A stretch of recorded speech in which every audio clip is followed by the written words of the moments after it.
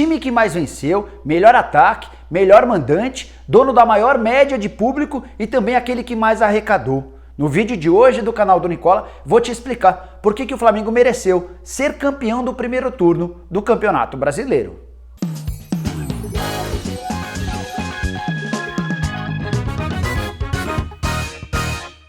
Fala aí pessoal, eu sou Jorge Nicola e quero usar esse vídeo para explicar por que o Flamengo mereceu ser campeão do primeiro turno do Campeonato Brasileiro. E no final, inclusive, vou te trazer uma estatística que mostra que é grande a chance de o campeão do primeiro turno também vencer o Campeonato Brasileiro, pelo menos se o retrospecto recente do torneio valer. É importante lembrar que esse momento do Flamengo tem tudo a ver com a chegada do Jorge Jesus. Nesse sábado, com a vitória contra o Santos, ele chegou a 10 partidas no Campeonato Brasileiro. São 8 vitórias, 1 empate e apenas uma derrota. Ou seja, o Flamengo de Jorge Jesus no Campeonato Brasileiro somou 25 dos 30 pontos possíveis. O Santos e o Palmeiras, que aparecem como grandes rivais nessa disputa, somaram muito menos pontos. 25 para o Flamengo, 17 para o Santos e apenas 14 para o Palmeiras nesse recorte das últimas 10 rodadas. O Flamengo ainda apresenta outras estatísticas muito interessantes. Por exemplo,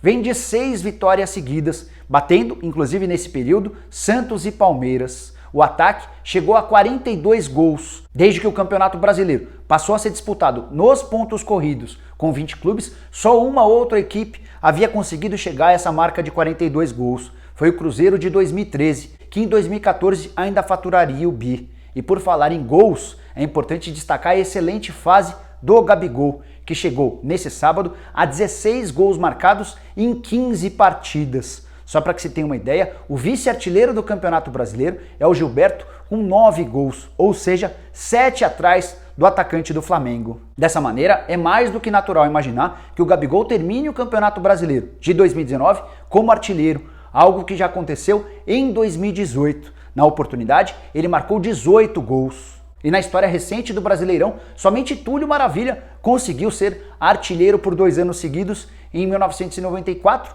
e 95. Quero destacar agora outras estatísticas impressionantes desse Flamengo que terminou o primeiro turno com o time com mais vitórias. Foram 13 contra 11 do Santos. O ataque, eu já falei, 42 gols, mas o que chama a atenção é que são 12 gols a mais do que o time com o segundo melhor ataque, o Santos, que marcou apenas 30 vezes. O Flamengo também é o melhor mandante do campeonato, 9 jogos e 9 vitórias, ou seja, 27 pontos em 27 disputados. O Internacional com 26 pontos, mas com um jogo a mais do que o Flamengo, dentro de casa, é quem aparece na segunda colocação.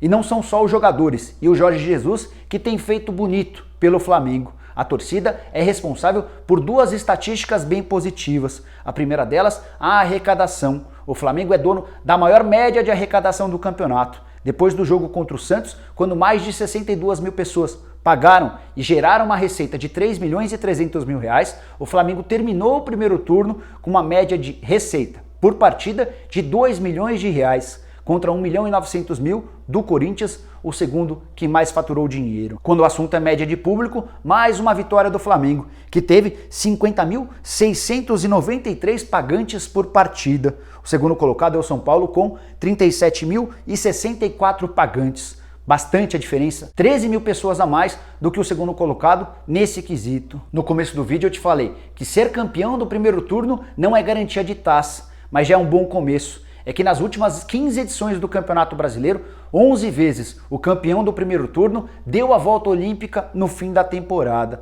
As exceções foram o São Paulo de 2018, o Atlético Mineiro de 2012, o Internacional de 2009 e o Grêmio de 2008. Vou te falar agora os times que faturaram o título do primeiro turno e depois foram campeões nacionais. Começando de baixo para cima, em 2004 o Santos, em 2005 o Corinthians, em 2006 o São Paulo, em 2007 mais uma vez o São Paulo, 2010 o Fluminense, em 2011 o Corinthians, em 2013 e 2014 o Cruzeiro, em 2015 o Corinthians, em 2016 o Palmeiras e em 2017 mais uma vez o Corinthians. Você que não é flamenguista talvez esteja pensando, bom, o Flamengo não faz mais do que obrigação em ser líder de um campeonato brasileiro depois de tudo que investiu. E de fato, faz sentido.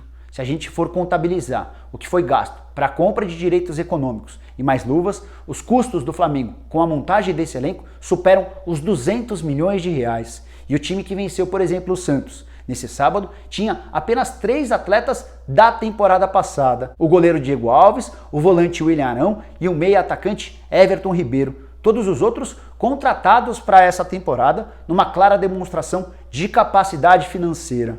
E se você me perguntar qual é a possibilidade de o Flamengo ser campeão, vivendo esse atual momento e contando com esse elenco à disposição, eu te diria que é de 70% de chance. Para mim, o Palmeiras leva os outros 30% de possibilidades de título. E o Santos, que terminou o primeiro turno brigando e com chances até a última rodada de conquistar o título do primeiro turno, para mim vai ser um coadjuvante de luxo nessa briga.